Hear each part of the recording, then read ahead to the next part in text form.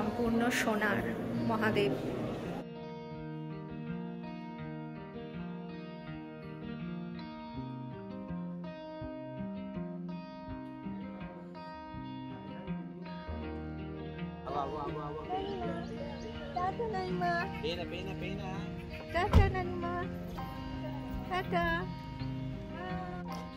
তোমরা ব্লগটা দেখতে থাকো, আশা করি তোমাদের ব্লগটা ভালো লাগবে। এখন আমরা মাইসোরে রয়েছি, আর এটা আমার শ্বশুর বাড়ির সামনে রয়েছি। এটা আমার শ্বশুরের গাড়ি, তো আমার বর ড্রাইভ করবে। আজকে অনেকদিন পরেই আমার বর ড্রাইভ করছে। তাঞ্জনপুরের রাস্তাটা পেরিয়ে গেলাম, এখন আমরা রিং রোড ধরেই যাচ্ছি। আশা করি আমাদের ব্লগ তোমাদের ভালো লাগে।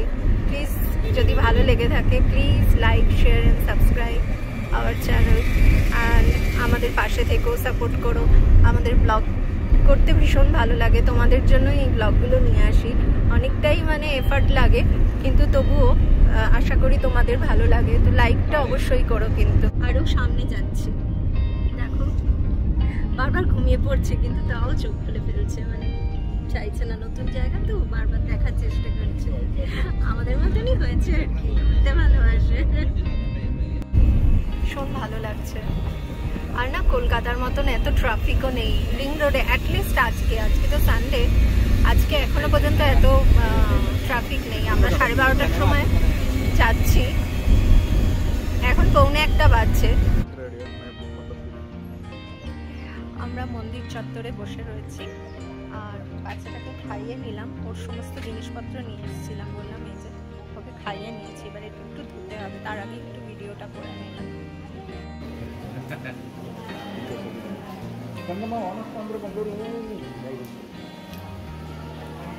जो नदी जो देखे ना, वहाँ पे जो नदी है उसका नाम है लक्ष्मण तीर्थ नदी। लक्ष्मण तीर्थ नदी।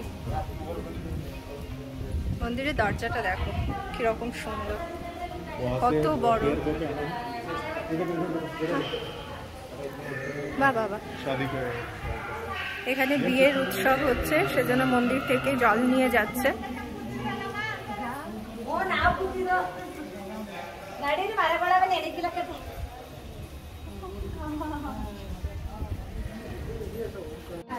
হঠাৎ করে শুরু হয়ে গেল। হ্যাঁ চলো, বাচ্চাটা যেন না ভেজে। নন্দী, শিব মন্দিরের সামনেই একদম নন্দী। হঠাৎ করে বৃষ্টিটা শুরু হয়ে গেল। ये जो कैंडल स्वामी है ना, भक्त को शिव जी ने उसके अंदर ही लीन होने दिया। ओके, इसलिए देखना पास में महादेश्वर महादेव।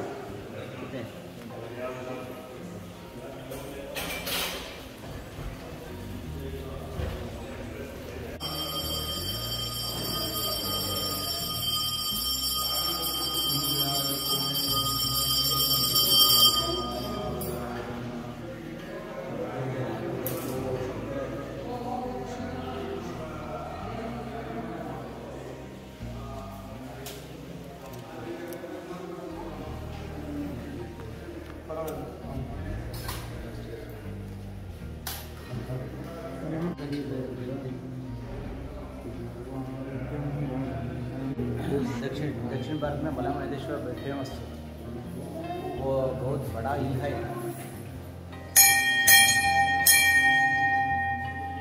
मेरे घर का अपोजिट रोड है ना,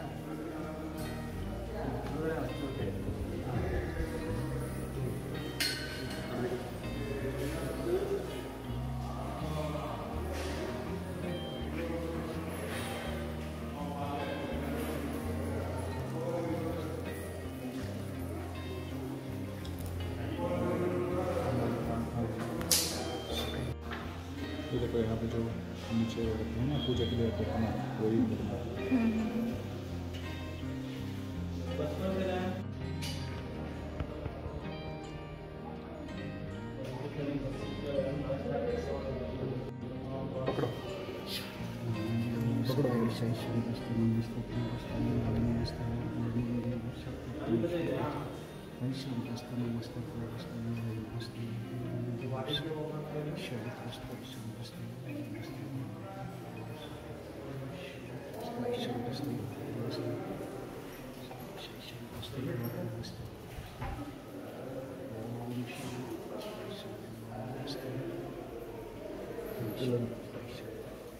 সম্পূর্ণ সোনার মহাদেব একই মন্দিরের মধ্যে রয়েছে, কিন্তু এটা একদম ভীষণ ভালোভাবে আর কি বাইরে থেকে যাতে হাত দেয়া না যায় সেইভাবে রাখা হয়েছে কাঁচ দিয়ে।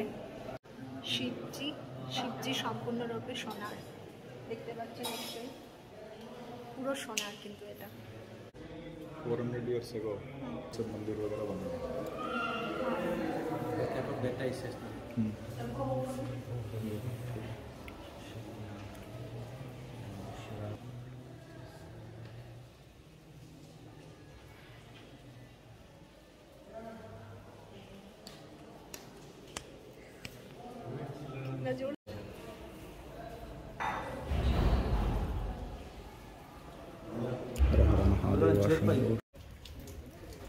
মন্দিরের চত্বরের মধ্যেই, মন্দিরটা থেকে জাস্ট বেরিয়ে অন্যদিকের একটা পোর্শনে এলাম, সেখানে গিয়ে আমরা একটু ভোগ গ্রহণ করব। এখানে রোজ ভোগ প্রদান হয়, তো এখন ভোগ খাবো আমরা। মন্দিরের চত্বরটা একটু দেখায়। এই মন্দিরটা কিন্তু খুব পবিত্র মন্দির, যারা মাইসোরে আসবে তারা কিন্তু অবশ্যই এই মন্দিরটাকে দর্শন। মন্দিরের মাহাত্ম্যটা মানে কি বলবো, মানে আমি শুনেই আমার কেমন অদ্ভুত লাগছে যে একজন মানুষকে একজন ভগবান তার শরীরের মধ্যে লীন হতে দিয়েছেন। মাত্র 3:20 হয়ে গেছে, এখন আমরা ভোগ গ্রহণ করব। আমার শ্বশুরমশাইয়ের খাওয়া হয়ে গেছে, আমরা তখন বাচ্চাকে খাওয়াচ্ছিলাম, তো এখন আমরা গ্রহণ করবো। আর 10 মিনিটের মধ্যে বন্ধ হয়ে যাবে, সেজন্য আমাদেরকে তাড়াহুড়ো করেই যেতে হচ্ছে। তো এরপরে আমি এর মাহাত্ম্যটা বলছি। আমাদের ভোগ খাওয়া হয়ে গেছে, এবার এখানে না থালাটা নিজের ধুয়ে দিতে হয়, তো আমারটা আর আমার বরেরটা দুটোই ও ধুয়ে দিচ্ছে। এখানে জল পড়ে রয়েছে, আমার জামাটা ভিজে যাবে, বাচ্চাকে করে নেবো, তাই দেখো কি সুন্দর সিস্টেম করেছে। জাস্ট 3:30 হলো, মানে আমাদের 10 মিনিটের মধ্যে খাওয়া হয়ে গেছে, আর কয়েকজনই মাত্র বাকি ছিল। এই যে এনারাও খেয়ে বেরোচ্ছে, তো খাওয়া হয়ে গেছে। আর বাচ্চাকে আমার শ্বশুর ধরে আছে, শ্বশুর আগেই খেয়ে নিয়েছে বললাম। বলো। ये होता है ना ऐश गार्ड है, इसका जूस खाली पेट में पियोगे सुबह, पूरा टॉक्सिन्स निकाल देगा। দেখো এটা না ওই চাল কুমড়ো, মানে এটা এখন পাওয়া যায় না। আমার মনে আছে ছোটবেলায় আমাদের বাড়িতে হতো, হ্যাঁ ওটাও পাওয়া যায়, আর এটা বাড়িতে হতো আমার মনে আছে, আমার বাবা ছাদের ওপরে লাগিয়েছিল, কিন্তু এখন আর এগুলো হয় না আমাদের বাড়িতে। এই যে আমার পিছনে শ্বশুর রয়েছেন দাঁড়িয়ে, ও বাচ্চাকে ধরে আছে, আর আমরা এখানে ভিডিও করছি। তো ভিডিওর যে মাহাত্ম্যর কথাটা বলছিলাম সেটা এখন বলে নিই, চলো ওদিকে একটু যাই আর কি। এই যে মন্দিরটা দেখছো, কন্যাস্বামী মন্দির, এই কন্যাস্বামী একজন মানুষ ছিলেন। উনি এত বড় শিব ভক্ত ছিলেন যে শিবের তপস্যা করার পরে শিবজি ওনাকে নিজের শরীরের মধ্যে লীন হতে দিয়েছিলেন। সেই কারণে তোমার মন্দিরের ভেতরে দেখালাম, একদিকে শিবজির মূর্তি, আরেক দিকেও কিন্তু বলতে গেলে শিবজিরই মূর্তি, কিন্তু অ্যাকচুয়ালি ওটা কন্যাস্বামী। আমি হয়তো নামটা ঠিক মতন প্রোনাউন্স করতে পারছি না, কিছু মনে করো না, আমি নামটা মানে স্ক্রিনে দিয়ে দেবো, সেটা একটু দেখো। তো উনি এত বড় ভক্ত ছিলেন যে মহাদেব ওনাকে নিজের শরীরে লীন হতে দিয়েছিলেন। সেই কারণে ওই মন্দিরটার মধ্যেও দেখবে সামনে কিন্তু নন্দী বসে আছে, আর শিবজির যেরকমভাবে পুজো হয় ঠিক সেভাবেই ওনারও পুজো হয়। আর সবটাই কিন্তু রূপো, ভেতরে যেগুলো দেখলে সব কিন্তু রূপো, আর বাইরেতে যেটা দেখালাম সেটা হচ্ছে সোনার। এই মন্দিরটা তোমাদেরকে দেখাতে পেরে আমি ভীষণ অনেক খুশি হয়েছি। আর সব থেকে খুশি হয়েছি যে এই ভিডিওটা যদি আমার মা বাবা দেখে, অবশ্যই দেখবে, তো ওদেরও খুব ভালো লাগবে। ওরা তো এমনিতেই ভীষণ ঠাকুর ভক্ত, তো এই মন্দিরটা দেখলে ওরা কবে আসবে আমি জানি না, বাট এটা দেখলে ওদের কিন্তু খুব ভালো লাগবে।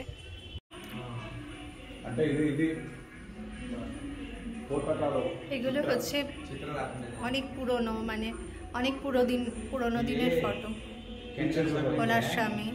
আর ওই যেটা আগে দেখালাম সেটা হচ্ছে ওনার নতুন মন্দির। केंदा मतलब कोल है, कोल का जो जलते हुए रहता है ना, वो है उसका पूरा, उसका कवर होते हुए वो उसका बीच में बैठ के लोग तपस्या करते हैं। मैसूर महाराजा एक बार, हाँ, मैसूर महाराज एक बार इसको बुलाए थे यहाँ पे आके, पैलेस में यहाँ से आके यहाँ पे आके पता चला उसको बुलाया कि मतलब 400 साल पहले का था, 400-500 साल तब ये वो फर्स्ट गया है। ये क्या हुआ, ये तो मैसूर महाराज तो कार पे आए थे, उसका पुराना जमाने का कार पे आए थे, ये जाने से पहले वो वहीं पे है, पैलेस में ही है। मतलब तपस्या के थ्रू चले गए वहाँ पे ऑलरेडी।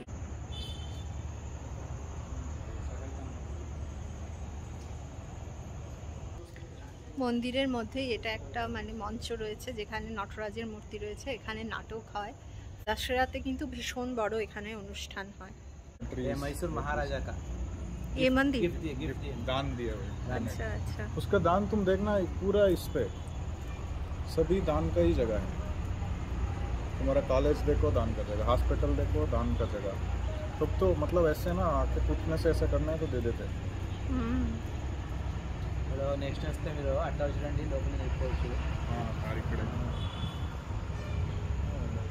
মহারাজা ছিলেন, তিনি এটা দান করেছিলেন, 60 একর জমি দান করেছিলেন, তার মধ্যে 16 একরের মধ্যে এই মন্দিরটা হয়েছে, আর বাকিটা হচ্ছে সমস্ত ফিল্ড মানে চাষ টাস হয়। বুঝতে পেরেছো? এই যে কাঠের দরজা টরজাগুলো যদি দেখো তাহলেই বুঝতে পারবে যে কি বিশাল।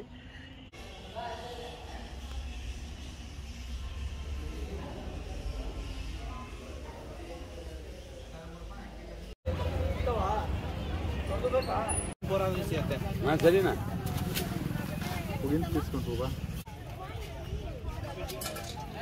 అంగడి కొడుకు मोरी किंची। अच्छा, उनका फादर हमारा गांव का वाइस चेयरमैन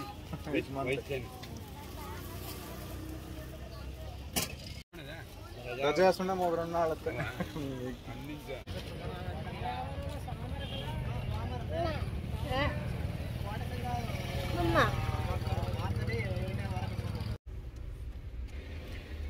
মন্দির দর্শন হয়ে গেল, এবার আমরা বাড়ির পথে যাচ্ছি। আমরা এখন 100 ফিট রোডের ওপর দিয়ে যাচ্ছি, এখানে সিগন্যালে দাঁড়িয়েছি।